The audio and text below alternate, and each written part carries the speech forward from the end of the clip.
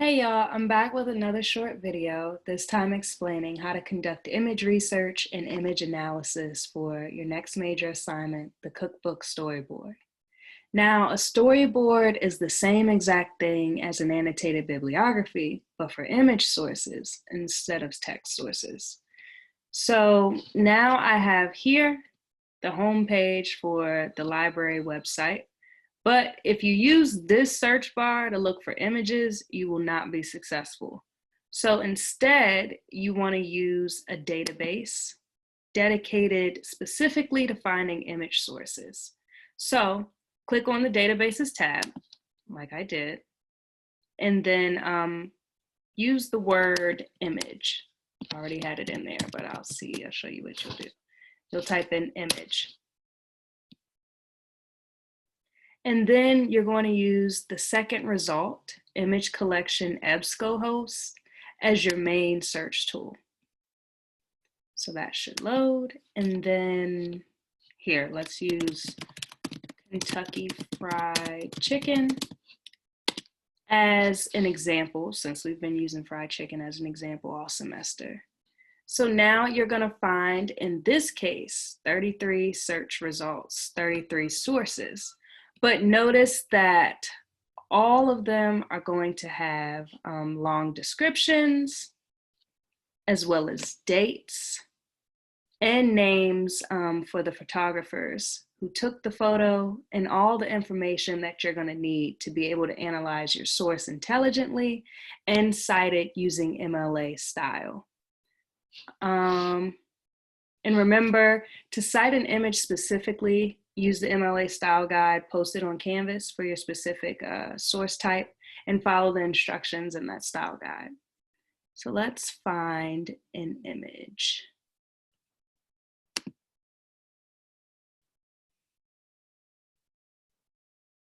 Okay.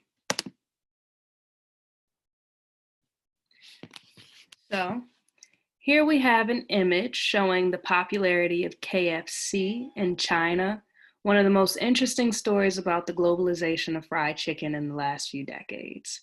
And we have a long caption giving us some context. So right here. And then we have the date that it was taken, which is right here. And then we also have the name of the photographer, Stephen Schaefer, which is right here. And then we have some commentary in the caption that may give you some context that you might need in order to analyze the source. All of this information you're not going to find if you're just looking for images through Google.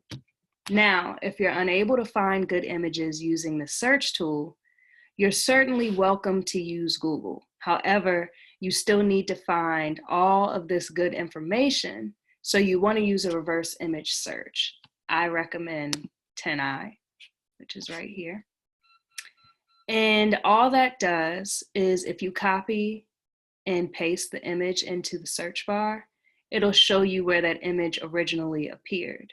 So you can hopefully find where it was published, when it was taken, and who took the image and things like that. So now we also want to think about how to analyze images as well as how to find them. And here, let's find it. My Zoom is being funny.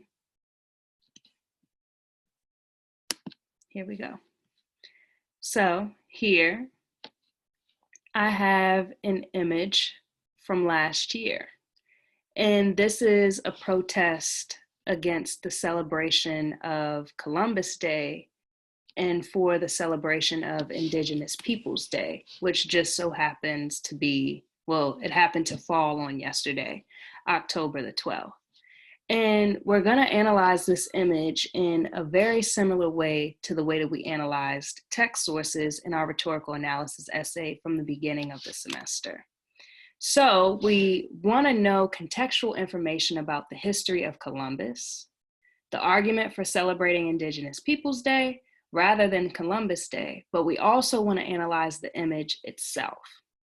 So the red paint here that's been splattered onto the statue clearly is meant to represent blood. And we have a sign reading, "Stop Celebrating Genocide."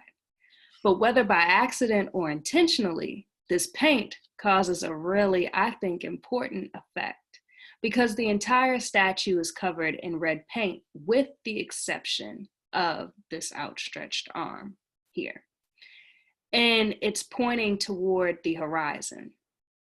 And I think this is actually a really good metaphor for how we've interpreted the legacy of Christopher Columbus, because the thing that sticks out in our mind is the unbloodied arm pointing toward the horizon. Columbus as a quote unquote explorer, and we have ignored the actual reality of Columbus seen here covered in blood. So by analyzing the image itself, we actually get, I think, a much more powerful impression of this act of protest than we could by simply reading about it. Okay, so all that being said, I do want to emphasize that when we say image search and image analysis, that can be all kinds of images. So it can be a photograph you take yourself. You're welcome to create your own images for this project. It can be a map or a graph or another kind of created image, not just a photograph. And we use photographs as an example here. They're certainly some of the most common image sources you'll find, but I do want to emphasize they're not the only sources. Okay, so that is how to find image sources using the library database and how to analyze images for your upcoming major assignment, the Cookbook Storyboard.